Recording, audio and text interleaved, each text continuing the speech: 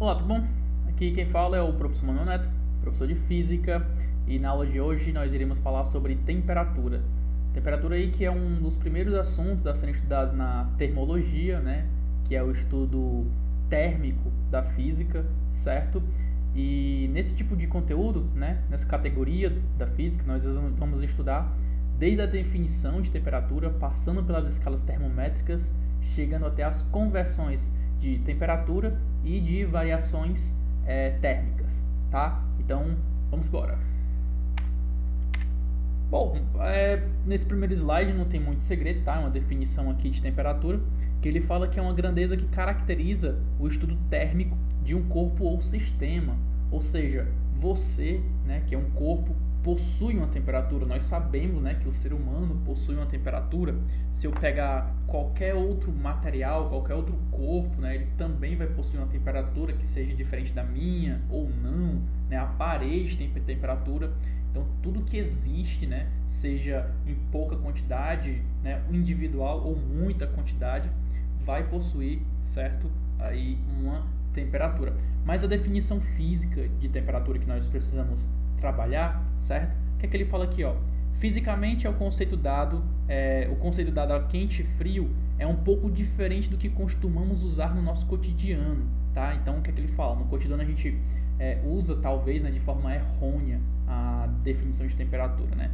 E aí podemos definir como quente um corpo que tem as suas moléculas agitando-se muito, certo? Ou seja, alta energia cinética. Eu tenho certeza que vocês já passaram a mão, né, esfregaram a mão em alguma superfície e depois você sentiu ela quente. Quer dizer, a energia cinética que a gente aprende lá na mecânica, né, que é a energia do movimento, tá? Ela tende a liberar calor, certo? Então, se você passa a mão na parede, fica esfregando a mão na parede por muito tempo, você vai sentir ela quente. Quer dizer, naquele ponto ali, as suas moléculas, né, estão com alta agitação.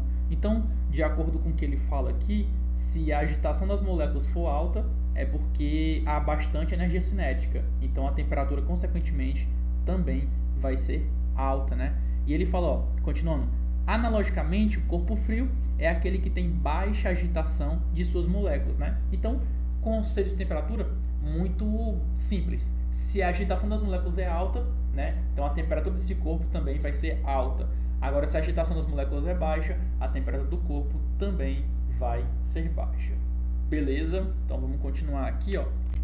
Então o que a gente tem no próximo slide é mostrando a situação, né, de como é o comportamento das moléculas em um determinado corpo, né? Na primeira imagem aqui, à nossa esquerda, ele mostra uma bacia de água quente, né? Na água quente, obviamente, né, você vai notar que está quente pelo vapor que sai da água, mas também, né, a nível microscópico, as moléculas dessa água, né, que é o H2O, estão bastante agitadas. Você pode ver pelo desenho aí, ele colocou até uma cor quente, né, que é o vermelho, que pra gente simboliza uma cor quente.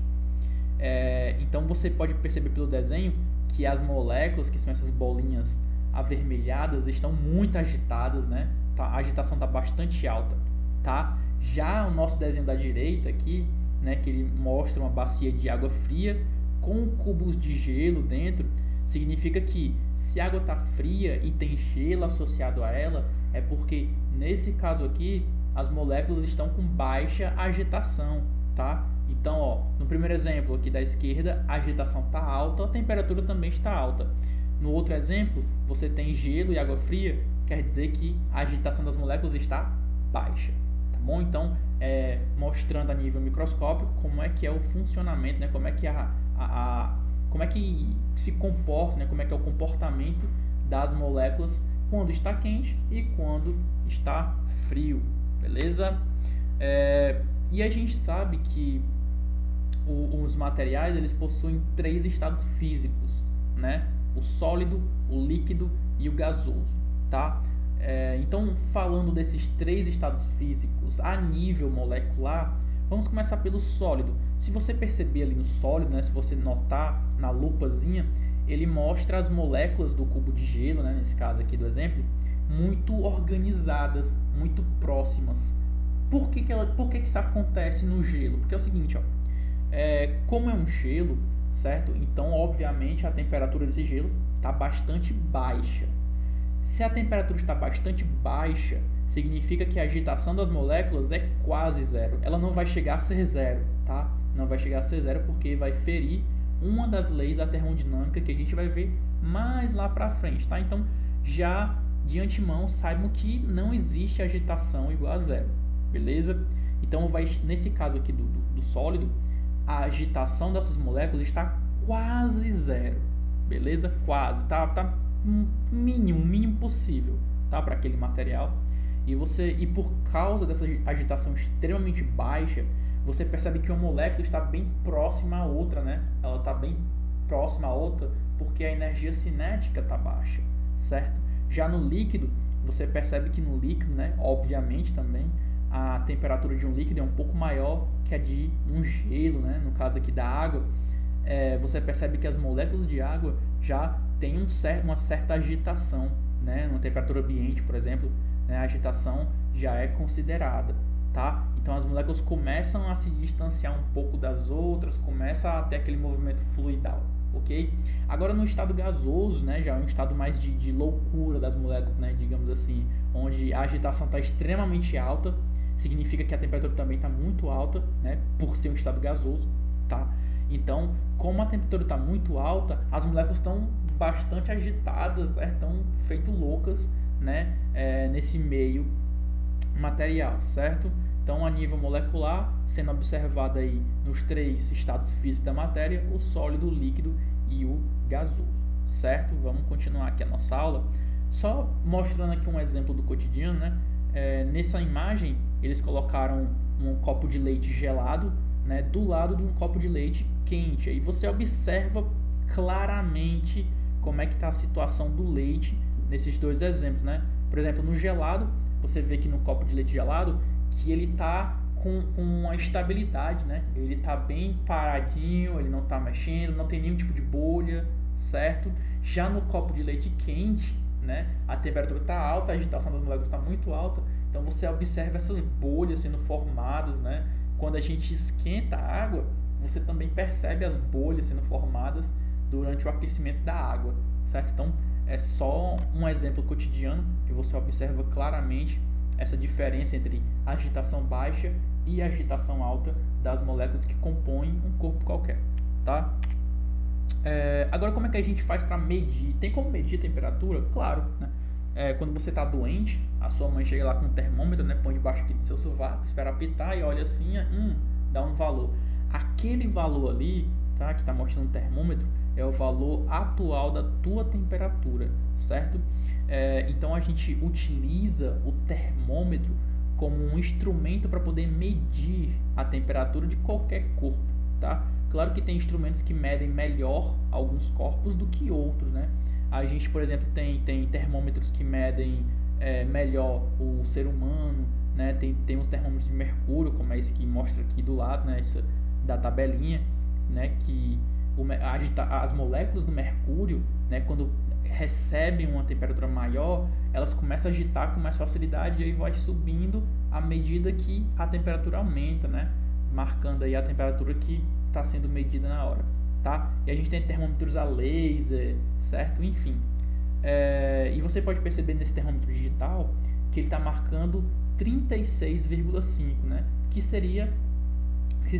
Que é a temperatura média do corpo humano, tá? O ser humano, em média, ele tem uma temperatura aí de mais ou menos 36,5 graus Celsius, tá? Graus Celsius. Mas o que esse negócio de Celsius, professor? Olha só, vem das escalas termométricas, né?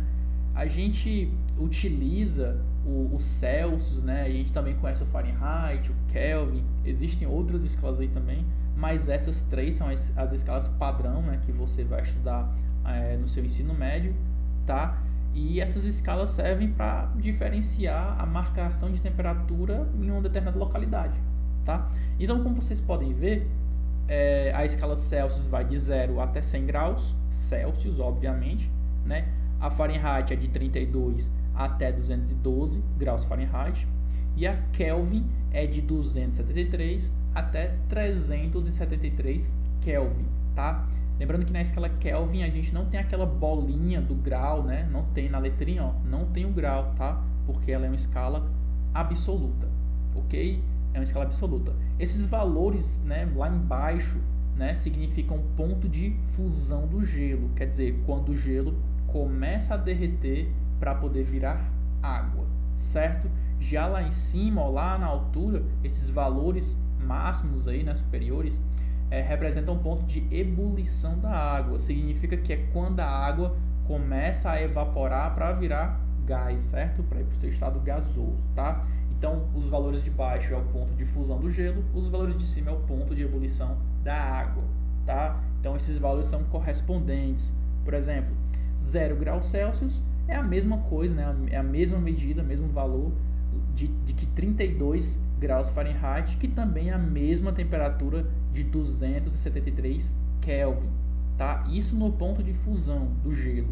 Para a ebulição, 100 graus Celsius é a mesma temperatura que 212 graus Fahrenheit, que é a mesma temperatura que 373 Kelvin. Isso para o ponto de ebulição da água, certo? Vamos passar adiante, vamos conhecer cada uma delas, tá? E tem um meme aqui, né? Com certeza você já deve ter visto esse meme em algum lugar. Se não viu, tá vendo agora, tá? O que é que ele mostra aí, né? É o meme do Bob Esponja, que na casa do Bob Esponja apareceu esse fantasma aí, né? Eu já vi esse episódio quando era criança, assistia. E aparece esse fantasma na casa do Bob Esponja. E aí tem 3 reações do Bob Esponja, né? Tem uma reação que ele tá louco, tem uma reação que ele tá indiferente, que é a do meio, e tem uma reação que ele tá paralisado, né? Congelado, que é essa última aqui da direita. Então, o monstro, né, ele aparece aí representando 100 graus, né, 100 graus, representando 100 graus, tá? E aí, esse primeiro Bob Esponja da esquerda tá pegando fogo, por quê?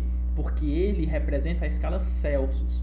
Isso quer dizer o quê? Quer dizer que a 100 graus Celsius, meu irmão, tá muito quente, Ave Maria, né, tá muito quente, por isso que o Bob Esponja do Celsius tá pegando fogo, tá? Esse Bob Esponja do meio, que representa a escala Fahrenheit, tá indiferente porque para ele 100 graus Fahrenheit é quase a temperatura ambiente que a gente tem aqui, tá? Normalmente é uma temperatura que para ele de boa, não tá nem quente nem frio, tá natural.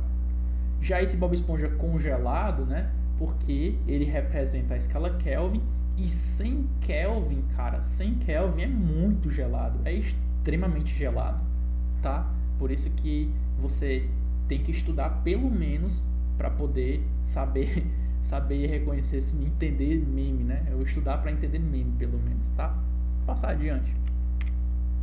Bom, aqui uma explicação, né? Quem foi Kelvin, ou quem foi Celsius, né? Nesse caso, Celsius é usado no Brasil e na maior parte dos países, né? Oficializado em 1742 pelo astrônomo físico sueco Anders Celsius, né? Que nasceu em 1701 e faleceu em 1744, tá? Então esse cara aí, esse sueco, né? Ele deu nome à escala Celsius, que é usada no Brasil e em muitos outros países aí pelo mundo, tá?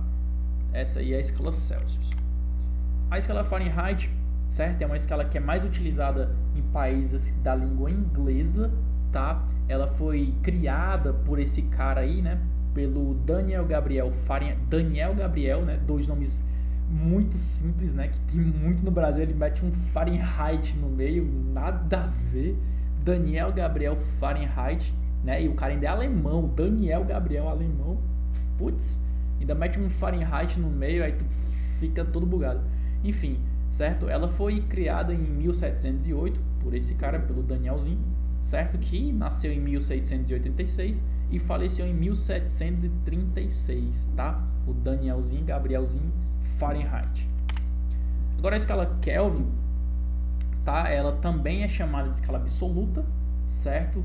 Essa escala absoluta vem diretamente daquele lance do grau, né, do zero absoluto. A gente sabe que outra lei da termodinâmica é que o zero absoluto jamais é possível ser atingido, né? Daí vem aquela explicação que eu falei lá no começo do vídeo, que tu não tem, por exemplo, uma agitação, tu não tem um grau de agitação nulo das moléculas, tá? Não existe isso. É impossível atingir esse zero absoluto. E o zero absoluto vem da escala do Kelvin, né? Vocês podem imaginar, pô, mas zero absoluto é muito fácil na escala Celsius, né? A gente pode atingir o zero na geladeira de casa. Ok, Celsius. Mas o absoluto vem da Kelvin, tá? Então, por isso que ela é a escala absoluta, certo? Que foi verificada aí pelo físico inglês William Thomson, né, que nasceu em 1824 e faleceu em 1907, que também era conhecido como Lord Kelvin. O cara era um lord, né, um doutor aí, né, esse jovem rapaz aí, esse nobre confrade aí, tá? Então, essa aula sobre escalas, né, escalas termométricas, temperatura, definição, molécula, grau de agitação, todos esses conceitos, tá, vão ficando por aqui nessa aula de hoje. Na próxima aula, vamos falar sobre as conversões de temperatura e variações também, ok? Então vai ter umas formulazinhas para vocês utilizarem aí nos seus cálculos, nos seus exercícios, tá bom? E aquele lance, se você praticar, você aprende naturalmente, nunca mais esquece, tá bom? Então a gente fica por aqui, até a próxima, sucesso!